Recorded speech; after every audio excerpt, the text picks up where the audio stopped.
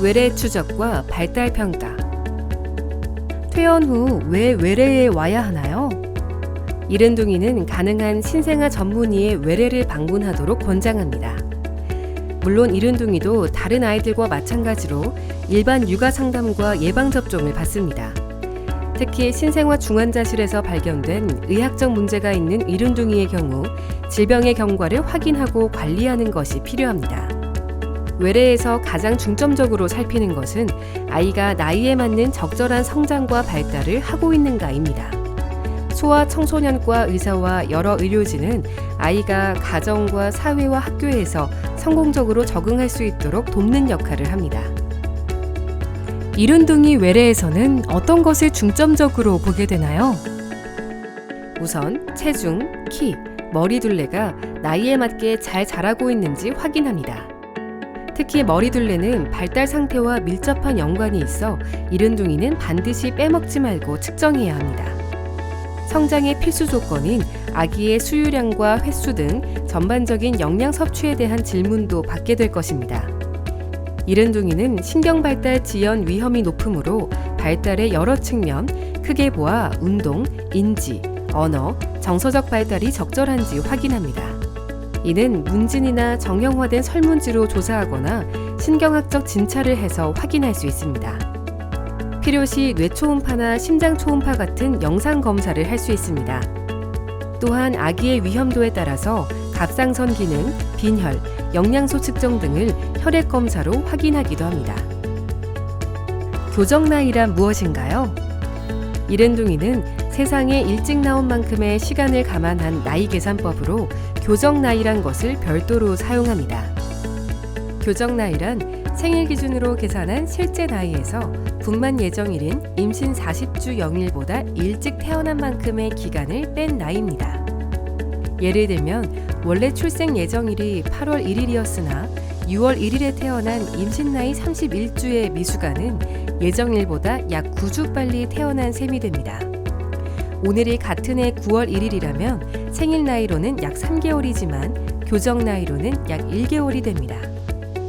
언제까지 교정 나이를 함께 적용해야 하는지에 대한 확실한 기준은 정해져 있지 않지만 대개 생후 24개월에서 36개월까지는 교정 나이를 감안하여 성장과 발달을 평가하는 경우가 많습니다. 이른둥이로 태어난 아기의 발달 이상에는 어떤 것이 있나요? 아기의 대표적인 발달 영역은 크게 운동 발달, 인지 발달, 언어 발달, 정서 행동 발달로 평가합니다. 최근에는 기존에 잘 알려진 뇌성마비나 지능 저하 같은 운동인지 발달 문제 이외에 주의력 결핍 과잉 행동 장애, 자폐 스펙트럼 질환 같은 정서 행동 발달의 문제에 대한 스크리닝의 중요성도 부각되고 있습니다. 이른둥이의 발달 지연은 특정 영역에서만 나타나지 않고 대개 상호 연관되어 함께 나타나는 경우가 많습니다. 발달이 정상인지는 어떻게 알 수 있나요? 모든 이른둥이 부모들은 아이가 만사가와 동일하게 성장하고 발달하기를 기대하지만 아쉽게도 그렇지 못한 경우도 있습니다. 이른둥이가 교정 나이를 감안해도 기대되는 발달에 미치지 못할 경우 발달 지연을 의심해야 합니다. 예를 들어 교정 4개월에 운동 발달과 진찰에서 다음과 같은 이상 소견들이 발견된다면 전문가의 판단과 중재가 필요하겠습니다. 발달 평가에는 어떤 것들이 있나요? 발달을 평가하는 검사에는 여러 가지가 있지만 기본적으로 KDST라고 하는 한국 영유아 발달 선별 검사, 그리고 국제적으로 통용되는 베일리 영유아 발달 검사가 대표적입니다. KDST는 국가에서 실시하는 영유아 건강검진에 기본적으로 포함되어 있어 누구나 정기적인 검사를 받을 수 있습니다. 부모의 객관적인 작성이 평가에 매우 중요합니다. 대한신생아학회에서는 출생 체중 1.5kg 미만 혹은 임신 나이 32주 미만으로 출생한 이른바 고위험 이른둥이에 대해서 정밀한 발달 검사인 베일리 영유아 발달 평가를 포함한 정기 추적 관찰을 권고하고 있습니다. 검사는 아이에게 직접 수행하여 평가하는 항목과 부모의 설문으로 이루어져 있습니다. 1개월에서 42개월의 영유아를 대상으로 하며 여러 가지 수행이 필요한 자세한 검사이므로 오랜 시간이 소요됩니다. 그 밖에 권장하는 다른 발달 평가에는 어떤 것들이 있나요?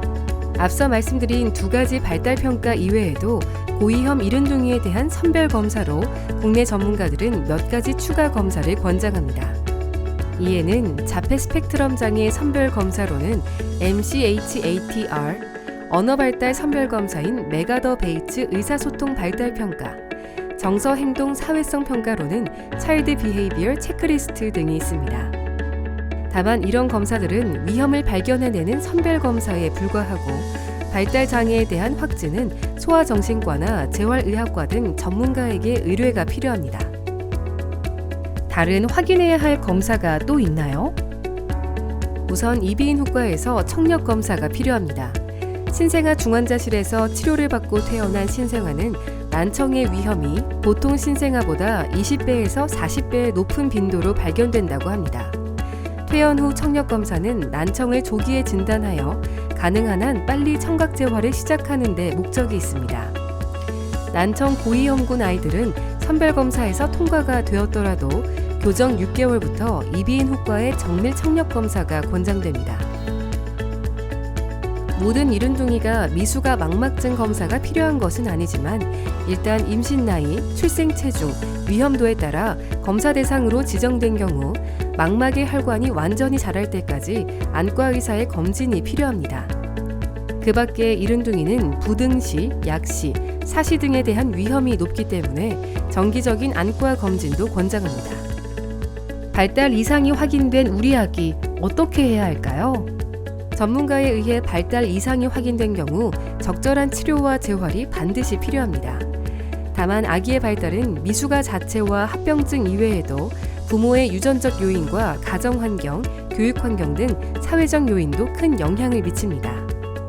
특히 최근 연구에서는 아이와 부모의 긍정적이고 적극적인 상호작용으로 발달 향상을 기대할 수 있다는 증거가 많습니다. 따라서 어떤 다른 치료보다 부모님의 사랑과 관심이 아기의 발달과 행복에 가장 중요하다고 할 수 있겠습니다. 이른둥이의 건강한 성장을 응원합니다.